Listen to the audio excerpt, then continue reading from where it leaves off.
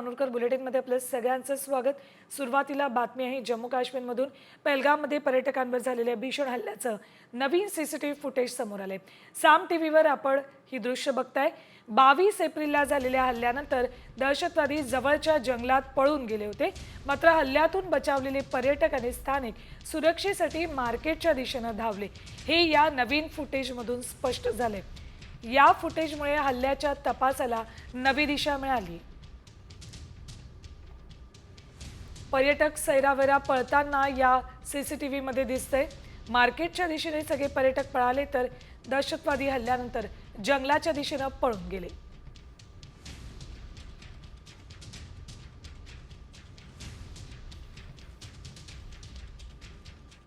यानंतर आत्ताची सगळ्यात मोठी बातमी येते ती म्हणजे पहलगाम हल्ल्यात दहशतवाद्यांना मदत करणाऱ्याचा मृत्यू झालाय। इम्तियाज अहमद मगरे असं याचं नाव असून तो 23 वर्षांचा होता। चौकशी दरम्यान त्यानं पलायन केलं आणि त्यावेळेला त्यानं नदीत उडी मारली, यावेळी त्याचा मृत्यू झाला। नदीत उडी मारतानाचा व्हिडिओ आता समोर आलाय। त्यानं आत्महत्या केल्याचं बोललं जातंय।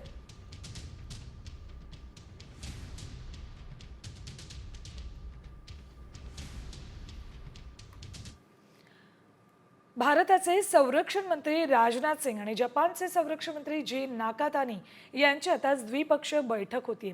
सध्याच्या प्रादेशिक आणि आंतरराष्ट्रीय सुरक्षा परिस्थितीवर द्विपक्षीय संरक्षण सहकार्य आणखी वाढवण्यावर चर्चा होणार आहे।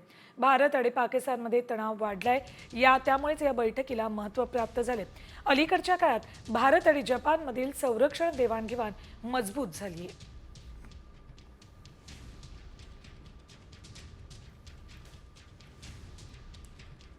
तर भारत पाकिस्तान तणाव वाढत असताना दुसरीकडे बलूच लिबरेशन आर्मीने पाकिस्तानची चिंता आणखी वाढवली। बलुचिस्तानच्या कलाल जिल्ह्यात मंगोचर शहर बलूच आर्मीने ताब्यात घेतले।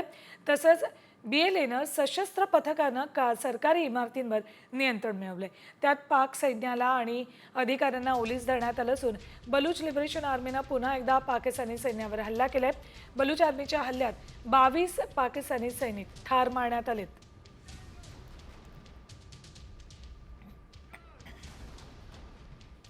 तर पाकिस्तान विरुद्धच्या तणावाच्या काळामध्ये भारतीय लष्कराची ताकद वाढवली आहे। भारतीय सैनिक आता एगलायस क्षेपणास्त्रांनी सुसज्ज झालेत, त्यामुळे शत्रूची लढाऊ विमानं, हेलिकॉप्टर आणि ड्रोन आता वाचू शकणार नाहीत। रशियासोबत केलेल्या 260 कोटी रुपयांच्या विशेष खरेदी करारांतर्गत ही क्षेपणास्त्र पुरवण्यात आली आहेत। रशियाकडून ही क्षेपणास्त्र भारताला पुरवण्यात आली आहेत। इग्ला मिसाईल भारताला पुरवण्यात आली आहे। तर लष्कर आणि हवाई दलाकडे जुनी इग्ला 1M प्रणाली आहे। खांद्यावर चालणारी इग्ला S ही सुधारित आवृत्ती आहे। इग्ला S ची इंटरसेप्शन रेंज 6 किलोमीटर पर्यंत असेल। शत्रूची विमानं, मिसाईल्स आणि ड्रोनची आता कैद नाही।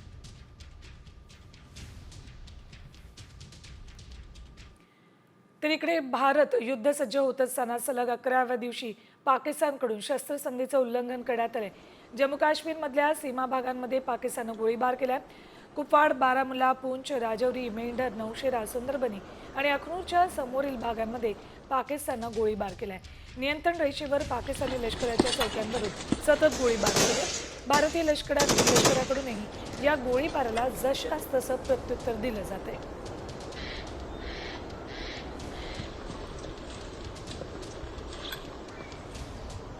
तर इकडे पाकिस्तान शस्त्रसंधीचं उल्लंघन करतंय, पण दुसरीकडे पाकिस्तानची तंत्रली। भारत कोणत्याही क्षणी हल्ला करेल या भीतीनं पाकिस्तानची तंत्रली।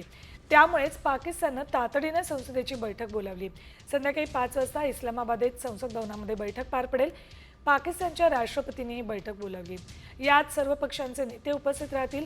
संसदेच्या या बैठकीत इम्रान खान यांच्या पक्षाची म्हणजेच PTIची भूमिका काय असेल हे पाहणं मनोरंजक ठरणार आहे। बघा, पाकिस्तानी संसदेनं इस्लामाबादमध्ये आपत्कालीन बैठक बोलावली आहे। राष्ट्रीय सुरक्षेला धोका असल्यास पाकिस्तानमध्ये ही आपत्कालीन बैठक बोलावली जाते। सर्व पक्षांचे नेते, सुरक्षा तज्ञ आणि मंत्री या बैठकीला उपस्थित राहतील। या बैठकीमध्ये भारतासोबतच्या तणावावर चर्चा होऊ शकते।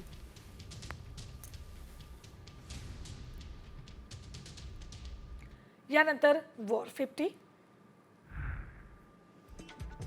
भारताचे संरक्षण मंत्री राजनाथ सिंग यांनी पहलगाम हल्ल्यावरून पाकिस्तानला थेट इशारा दिलाय.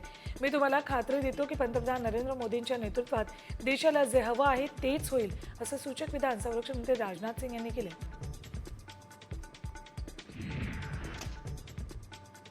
पाकिस्तानचा आणखी एक धोकादायक कट उघड झालाय. भारताच्या इशाऱ्यानंतर पाकिस्तान घाबरलाय. पीओके मधल्या नागरिकांना दहशतवादी कारवाईसाठी शस्त्र प्रशिक्षण देण्यात येते. सुदनोट येथील मोकळ्या मैदानावर काही नागरिकांच्या हातात बंदुका दिसत आहेत. भारतात दहशतवादी कारवाईसाठी त्यांना तयार केले जात असल्याचं बोललं जातं. पंतप्रधान नरेंद्र मोदी पहलगाम दहशतवादी हल्ला करणाऱ्यांवर कारवाई करतील, असं इम्रान खासदार ओवैसींनी म्हटले.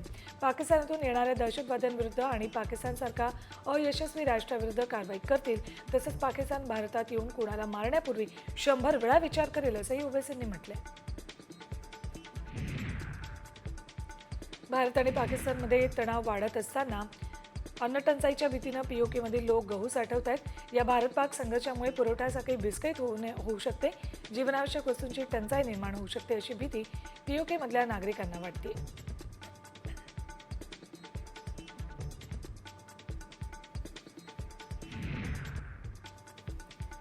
भारतानं पाकिस्तानला अजून एक मोठा धक्का दिलाय.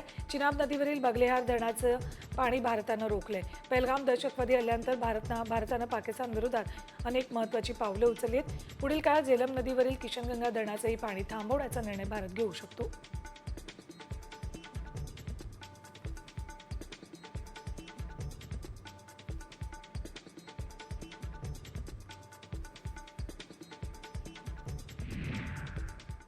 वॉर 50 नंतर आता एक ब्रेकिंग न्यूज आहे. डोनाल्ड ट्रम्प यांनी आता पुन्हा एकदा टॅरिफ बॉम्ब टाकलाय.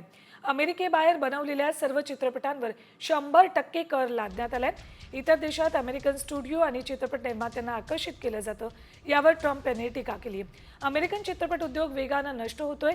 हा इतर देशांचा एकत्रित प्रयत्न आहे आणि म्हणूनच राष्ट्रीय सुरक्षेसाठी धोका आहे, असा दावा ट्रम्प यांनी केलाय. म्हणूनच परदेशी सिनेमांवर 100% कर लादण्यात आलाय.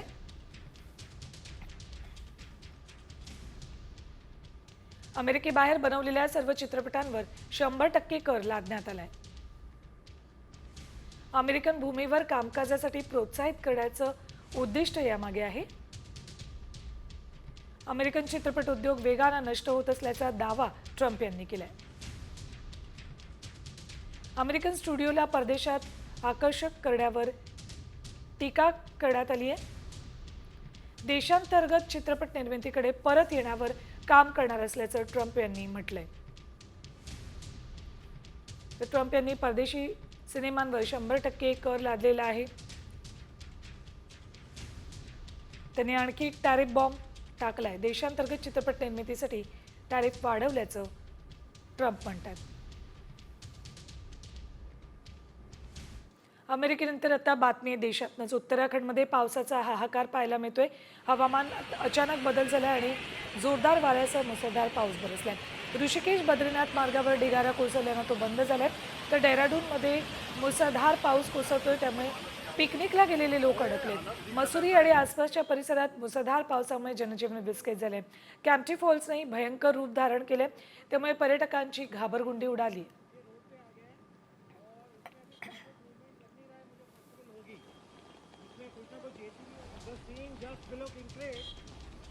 रोड ब्लॉक हो गई है यहाँ पे सारा जो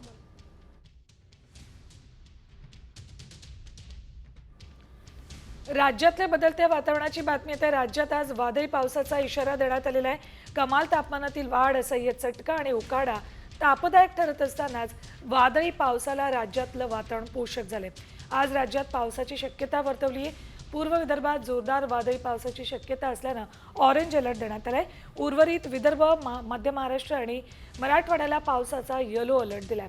वादळी पावसासह वादळी वाऱ्याचा पाऊस बरसण्याची शक्यता वर्तवण्यात आलेली आहे. कुठे दिलाय पावसाचा अलर्ट राज्यामध्ये बघा. चंद्रपूर, गडचिरोली, अमरावती, यवतमाळ, वर्धा, सोबतच नागपूर, गोंदिया, भंडारा, पालघर, ठाणे या जिल्ह्यांमध्ये पावसाचा अंदाज वर्तवण्यात आलाय, अलर्ट देण्यात आलाय. तर जळगाव, नाशिक, अहिल्यानगर आणि पुण्यातही पाऊस बरसण्याची शक्यता आहे. तर सातारा, संभाजीनगर, बीडमध्येही पाऊस हजेरी लावणार आहे.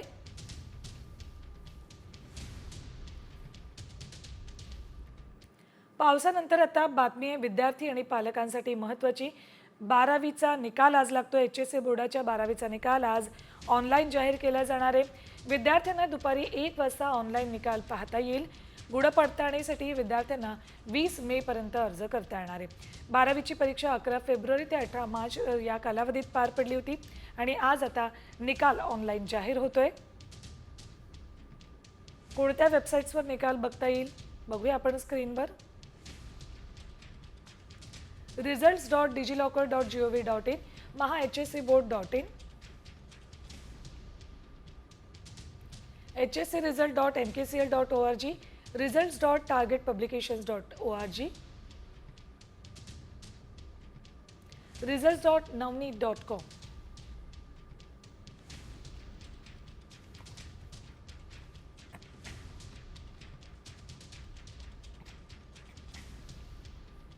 यानंतर बातम्या बघूया टॉप 50. उपमुख्यमंत्री अजित पवार रविवारी अमरावती दौऱ्यावर होते. त्यांनी जिल्ह्यातील विविध विभागातल्या अधिकाऱ्यांसोबत बैठक घेतली. यावेळी अजित पवारांनी विकास कामांचा आढावा घेतला. माहिती अधिकाराचा गैरफायदा घेणाऱ्यांना अजित पवारांनी इशारा दिलाय. खोट्या तक्रारी करणाऱ्या आणि त्रास देणाऱ्यांचा बंदोबस्त करा. बीडमध्ये ब्लॅकमेलर लोकांची काय अवस्था झाली पहा, हा तुम्हाला इशारा समजा, असा इशाराही अजित पवारांनी दिलाय. मंत्री गुलाबराव पाटलांचे कट्टर विरोधक असलेले गुलाबराव देवकरांनी अजित पवारांच्या राष्ट्रवादीत प्रवेश केलाय. त्यावरून गुलाबराव पाटलांनी अजित पवारांवर जोरदार टीका केली. आमची इच्छा नसतानाही अजित पवारांनी त्यांना पक्षात घेतलंय. त्यांना पश्चाताप झाल्याशिवाय राहणार नाही अशी टीकाही त्यांनी केली.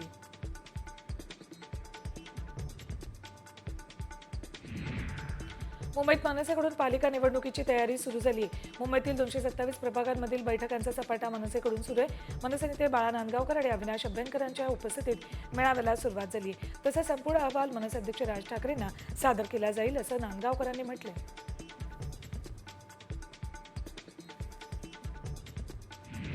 विधानसभा उपाध्यक्ष अण्णा बनसोडे यांच्या वाढदिवसानिमित्त बनसोडेंची पुस्तकांनी तुला करण्यात आली. तुला केलेली पुस्तकं वह्या ग्रामीण भागातल्या गरजू विद्यार्थ्यांना वाटप केली जातील. बनसोडेंनी त्यांच्या चाहत्यांना भेटवस्तू किंवा पुष्पगुच्छ न आणता शालेय विद्यार्थ्यांसाठी साहित्य आणण्याचं आवाहन केलं होतं.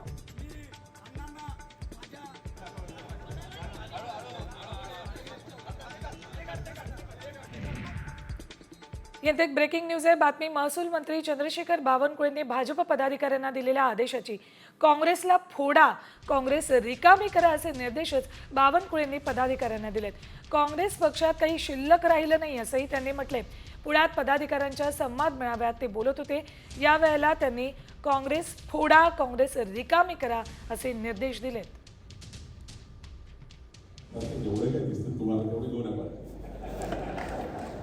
काय म्हटलं मी उदाहरण, आता काँग्रेस खाली करू, तुम्ही तुमची चिंता नको करा, तुमच्याकडे बसवा ना आम्ही, तुम्ही आपलं माझं काय होईल चक्करमध्ये करावं, माझं काय होईल त्याला आणलं तर तुम्ही काँग्रेस पार्टी खाली करू नका. काँग्रेस पार्टी जेवढी तुम्ही कमी कराल तेवढा तुमचा राजकीय फायदा आहे. दरम्यान चंद्रशेखर बावनकुळेंच्या वक्तव्याचा काँग्रेसनं चांगला समाचार घेतलाय. भाजप ही काँग्रेसचे नेते खाणारी चेटकीण आहे असा हल्लाबोल काँग्रेस प्रदेशाध्यक्ष हर्षवर्धन सपकाळ यांनी केलाय. काँग्रेसच्या जीवावर भाजप निवडणुका जिंकतो, त्यामुळे पक्ष फोडतो असंही त्यांनी म्हटलंय. यापूर्वी भाजपच्या संदर्भात मी टिप्पणी केली होती की भाजप ही काँग्रेसचे नेते खाणारी चेटकीण आहे. आता या चेटकीणीचं पोट नेते खाऊन भरलं नाही, म्हणून आता हे कार्यकर्त्यांना खायच्या मागे आता भाजप लागलेली आहे. या वक्तव्यातून सिद्ध होतं. ईडीची भीती दाखव, पोलीसची भीती दाखव, केसची भीती दाखव, सत्ता कर आणि विरोधकांना फोडण्याचा जो एक प्रयत्न भाजप करते त्याचा आम्ही निषेध करतो. यानंतर पुन्हा बातम्या बघूयात टॉप 50. महाबळेश्वरमध्ये महापर्यटन उत्सवाच्या गोल्फ मैदानात कार्यक्रम सुरू असतानाच एका टेम्पोच्या धडकेमुळे स्वागत कमान कोसळली. कुणी जखमी झालं नसलं तरी काही वाहनांचं नुकसान झालंय. मंत्र्यांचा ताफा जाणार असल्यानं सर्व कर्मचाऱ्यांनी तातडीनं पडलेली कमान बाजूला केली. केंद्र सरकारनं ऊस उत्पादकांना यंदाही ऊसाचा गोडवा चाखण्याची संधी दिली आहे. आगामी 2025-26 हंगामासाठी ऊसाच्या FRP-मध्ये प्रति टन 150 रुपयांनी वाढ करण्यास मान्यता मिळाली. यामुळे या हंगामात ऊस उत्पादकांना प्रति टन 3550 रुपये दर मिळणार आहे. गेल्या हंगामात शेतकऱ्यांना 3400 रुपये दर देण्यात आला होता. अहिल्यानगर जिल्ह्यातील राजूर गावात कावीळच्या आजारानं थैमान घातले. दूषित पाण्यामुळे गावात कावीळचा फैलाव झाला. यामुळे 2 मुलींना जीवही गमवावा लागलाय. दरम्यान पालकमंत्री राधाकृष्ण विखे पाटलांनी रुग्णालयाला भेट दिली. यावेळेला पाटलांनी आरोग्य यंत्रणेला चांगलंच खडसावलं. रत्नागिरीतील पतितपावन मंदिरात ॲडव्होकेट बाबा परुळेकरांनी भजनाला मज्जाव केला. त्यामुळे भजनी मंडळानं त्यांचा निषेध केला. या पार्श्वभूमीवर मंदिरापासून झाडगाव नाक्यापर्यंत मोर्चाही काढला.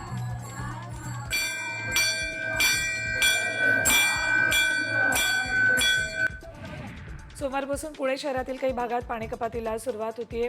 दक्षिण पुण्यात रोटेशन पद्धतीनं पाणी कपात करण्यात येणार आहे. पुण्यातील सिंहगड रस्ता भाग, सहकार नगर, धनकवडी, बालाजीनगर, आंबेगाव, पठार, दत्तनगर अशा अनेक भागांमध्ये पाणी पुरवठा बंद राहणार आहे. पुणे लोणावळा प्रवास करणाऱ्या प्रवाशांच्या सुरक्षेसाठी सुविधा वाढवण्याकरता विविध मागण्या करण्यात आल्या. महिला प्रवाशांच्या सुरक्षेबाबत चिंता व्यक्त करत स्टेशन परिसरात CCTV बसवणं, प्रत्येक फलाटावर पोलीस तैनात करण्यासाठी तसंच स्वच्छतागृहात प्रतीक्षालय आणि तिकीट घराच्या सुविधांची मागणी करण्यात आली.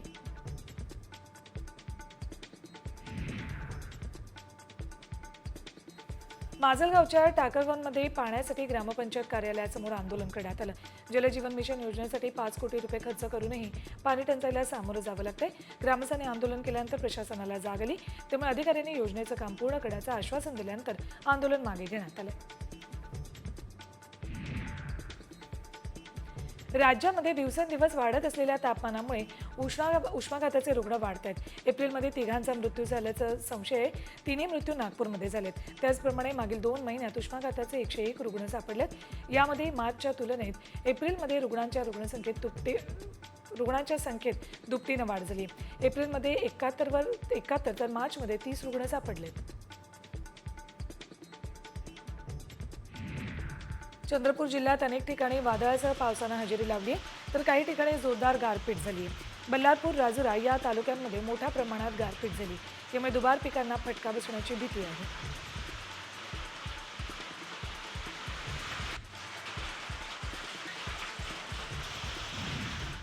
वर्ध्याच्या सेलू तालुक्यातील कानापूर परिसरामध्ये गारपीट झाली. परिसरात बोराच्या आकारा एवढ्या गारा पडल्यात.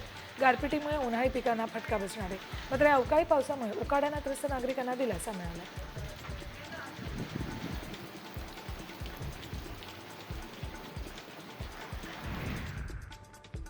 पालघर जिल्ह्यात येत्या 3 दिवसात पावसाच्या सरी कोसळण्याचा अंदाज वर्तवण्यात आलाय.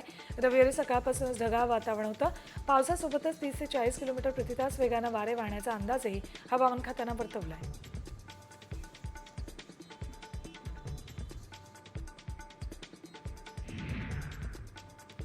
नागपुरात अवकाळी पावसानं हजेरी लावली. नागपूरच्या मानेवाडा चौक, सकरदरा आणि जगनाडे चौक या परिसरामध्ये अवकाळी पाऊस पडलाय. नागपूरच्या काही भागांमध्ये बारीक गारा पडतात, तर काही भागात कडक ऊन पडले. मात्र यामुळे नागरिक उकाड्यानं हैराण झाले.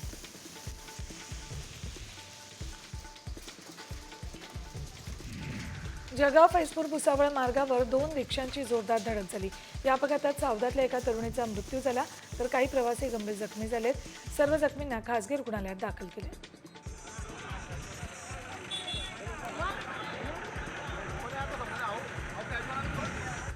नागपूर काटोल रोडवर ट्रक आणि मिनी टेम्पोचा भीषण अपघात झाला. यात 2 जण गंभीर जखमी झाल्याची प्राथमिक माहिती आहे. तर अपघातात मिनी टेम्पोमध्ये फसलेल्या एकाला रस्त्यावरून जाणाऱ्या नागरिकांनी बाहेर काढले.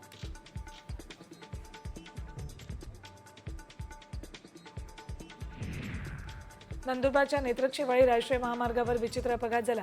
महामार्गावर लुंकळणाऱ्या वीज तारांच्या स्पर्शानं ट्रॉली चालकाचा मृत्यू झाला. विजेच्या झटक्यानं केबिनमध्ये बसलेल्या चालकाचा अक्षरशः जळून कोळसा झाला.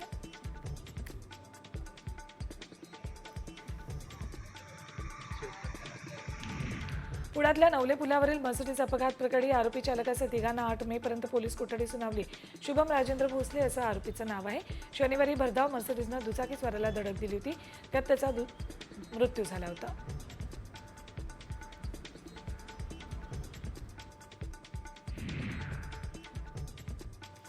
नांदेडच्या अर्धापूर तामसा रस्त्यावरील पाटणूर घाटात कार आणि क्रूजचा अपघात झाला. यात 2 जण गंभीर जखमी झालेत. त्यांची प्रकृती चिंताजनक आहे. तसंच 4 जण किरकोळ जखमी झालेत.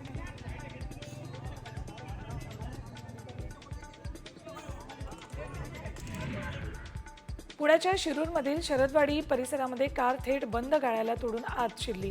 त्यामुळे त्याची एक भिंत तुटली. चालकाचं गाडीवरील नियंत्रण सुटल्यानं हा अपघात झालाय.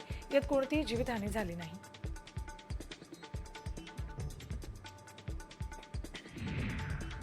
मीरा रोडच्या माशा चापाडामध्ये राहणाऱ्या अमित कदम या तरुणानं कौटुंबिक वादाच्या नैराश्यातून 13व्या मजल्यावरून उडी मारली. या तरुणाचा उपचारादरम्यान मृत्यू झाला. काशीगाव पोलीस ठाण्यामध्ये तरुणाच्या मृत्यूप्रकरणी चौकशी सुरू असल्याची माहिती पोलिसांनी दिली.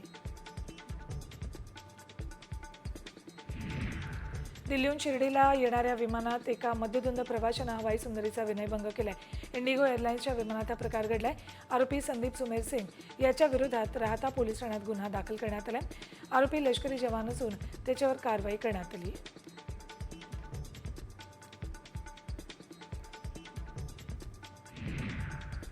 माजलगावच्या खानापूरमध्ये बापानंच लेकाच्या डोक्यात लाकडी बांबू घालून हत्या केली आहे. रोहित कांबळे असं मयत तरुणाचं नाव असून गोपाळ कांबळे असं आरोपी बापाचं नाव आहे. मिळालेल्या प्राथमिक माहितीनुसार दारू आणण्याच्या कारणावरून वाद झाला आणि यावेळी बापानं जवळ पडलेला लाकडी बांबू मुलाच्या डोक्यात घातला.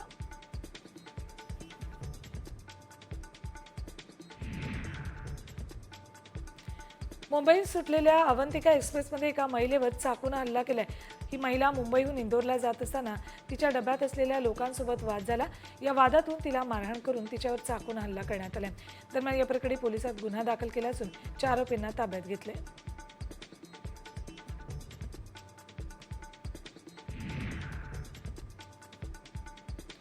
पालघर जिल्ह्यात बांबू लागवडीला चालना देण्यासाठी महत्वाकांक्षी योजना हाती घेण्यात आली. वन हक्क पट्ट्यांतर्गत उपलब्ध 1 कोटी बांबू लागवड करण्यात येणार आहे. तब्बल 2 लाख एकर क्षेत्रावर ही लागवड होणार आहे. लवकरच या कार्यक्रमाचं उद्घाटन मुख्यमंत्री फडणवीसांच्या हस्ते होणार आहे.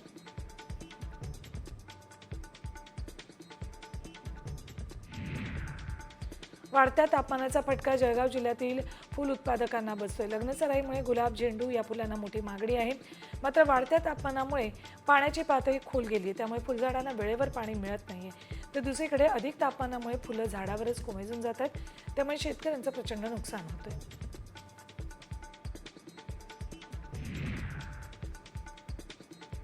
साक्री तालुक्यातील शेतकऱ्यांनी सेंद्रिय शेतीची कास धरली आहे. सध्या रासायनिक खतांच्या किमती वाढल्यानं शेतकरी शेणखताकडे वळला. रासायनिक खतांच्या अतिवापरामुळे जमिनीचा पोतही बिघडतोय. त्यामुळे शेतीमधून निघणारं उत्पादन समाधानकारक मिळत नसल्यानं अनेक शेतकरी नैसर्गिक शेतीकडे वळलेत.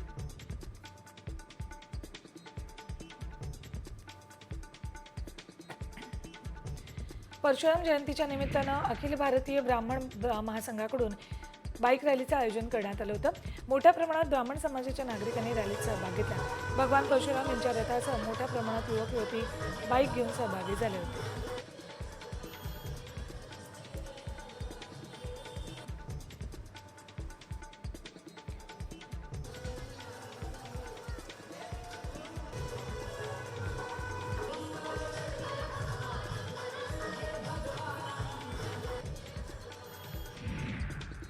यानंतर एक ब्रेकिंग न्यूज आहे. महाबळेश्वरमध्ये महापर्यटन उत्सव सोहळा पार पडला.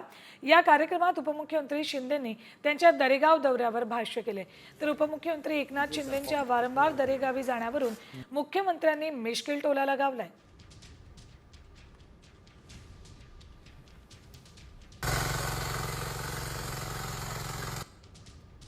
महापर्यटनाचा महाउत्सव याचा समारोप असला तरी खऱ्या अर्थाने मगाशी रामभाऊनी सांगितलं, महाबळेश्वर म्हटलं की टेम्परेचर खाली येतं.